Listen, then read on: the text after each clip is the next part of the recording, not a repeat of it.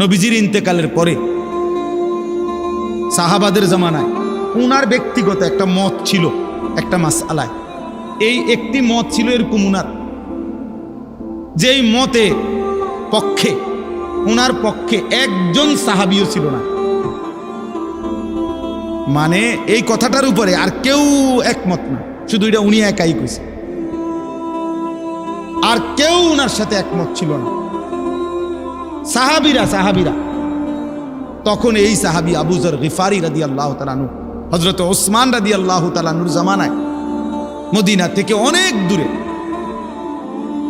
দূরে 300 কিলোমিটার আরো বেশি হবে, একেবারে নিভৃত একাকী একটি এলাকার মধ্যে শুধু একা উনি একাই সেখানে চলে গেছেন এবং সেখানেই উনার ইন্তেকাল হয়েছে।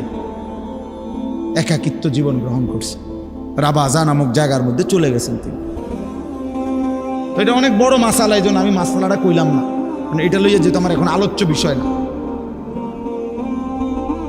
বলার উদ্দেশ্য শুধু এইটা, এক মুমিনের হিম্মত হবে এটা, যে পৃথিবীতে আমি যদি আর কেউ না এটা দরকার নাই আপনাকে, মানে এটা প্রয়োজনীয় না, আপনাদের বুঝার বিষয় না আর কি, এর লাগে কইলাম।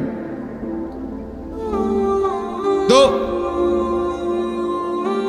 মানে প্রয়োজন শুধু এই কথাটা উদাহরণ দিছিলাম আর কি, এই কথাটা দেখানোর জন্য যে জীবন চলার পথে যদি ইমানের উপরে থাকতে গিয়ে, ইসলামের উপরে থাকতে গিয়ে, আল্লাহর দ্বীনের উপরে থাকতে গিয়ে আমি একাও যদি হয়ে যাই, তো আমাকে একাই কি করতে হবে? আল্লাহর দ্বীনের উপরে থাকতে হবে।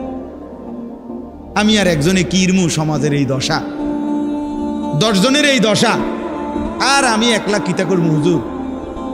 10 জনের যে গতি আমারও সেই গতি, এটা কোনো কথা হইতে, এইটা বুঝাইতে চাচ্ছি। এটা কোনো মুমিনের কথা না। রাসূলুল্লাহ সাল্লাল্লাহু আলাইহি সাল্লামের একটা যুদ্ধ ছিল, হুনাইনের যুদ্ধ, নবীজির জামানায়। মক্কা বিজয়ের পরে নবীজি একটা যুদ্ধ করছিলেন 12,000 সাহাবী নিয়ে। মাত্র 4,000 কাফেরের মোকাবেলায়, যুদ্ধ শুরুতে 4,000 কাফেরের আক্রমণে 12,000 সাহাবী একসাথে যুদ্ধের ময়দান ছেড়ে দিছে, ছিন্ন ভিন্ন হয়ে গেছে। এই 4,000 কাফেরের অতর্কিত আক্রমণে পুরা ময়দান থেকে যখন সিট্টা বিট্টা গেছে, 12,000 সাহাবী হুনাইনের যুদ্ধে